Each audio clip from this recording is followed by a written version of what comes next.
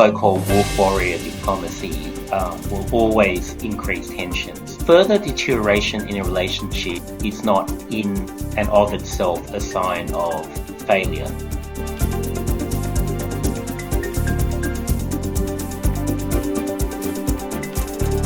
Although the meetings between the two countries, the first was, of course, between Secretary of State Blinken and National Security Advisor Sullivan in March this year, and now the one involving Sherman.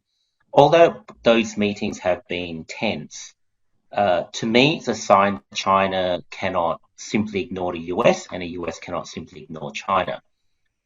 Sherman, like her counterparts in March, did not back away from raising awkward and controversial issues with the Chinese, and the Chinese side was as combative as ever. But bear in mind that the Biden administration is seeking to show that it can stand firm and demonstrate strength with China on the one hand, but also engage constructively with Beijing at the same time. This is an attempt to um, show that unlike the accusations against the Trump administration, the Biden administration will be more nuanced in terms of how it deals with China. But in terms of the meeting itself, the fact that they met is significant. I mean, you contrast that, for example, to the Australia-China relationship, where Beijing has refused to meet senior Australian leaders for the past 2 years. So in summary, it's a sign that both countries recognise they need to deal with each other, as large as the differences between them are. Probably will get worse, but further deterioration in a relationship is not in and of itself a sign of failure. There are genuine differences between the two sides, fundamental differences between the two sides. While the United States and allies such as Taiwan and Australia and Japan, they need Washington to maintain the pressure on Beijing over certain issues. So I'm not so much concerned about the deterioration in relations, but the key question for me is whether the US and others will have the means, the will, and the creativity to force Beijing to change its calculations and ultimately its actions. In many ways, I would be worried if there wasn't any deterioration because it would mean that the United States was not prepared to confront Beijing over many issues that ought to be raised with China.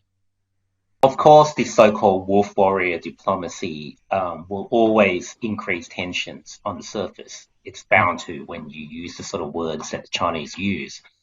However, I would say that I'm actually glad that China has adopted this diplomatic approach because it brings to the surface what Beijing wants and how it actually behaves. From my personal experience, I served as 2 years in the role of Senior National Security Advisor to the Australian government. And what I see now in public is what I saw with Beijing behind closed doors.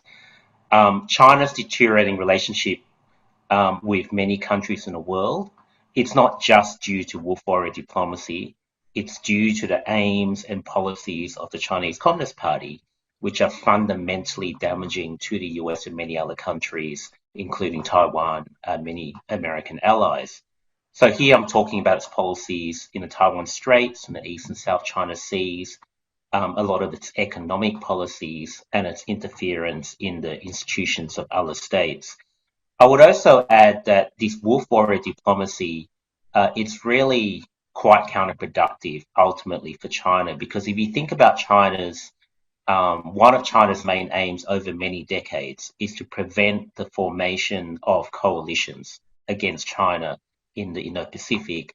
And I would have to say that this era of wolf warrior diplomacy is doing a very good job of encouraging other countries to bind together to balance or counter China. In terms of presidential style, Joe Biden and Donald Trump are obviously very different to each other. But I would say that the one lasting legacy of the Trump era is that it changed the way we see China, it changed the way we talk about China, and it changed the way we respond to China.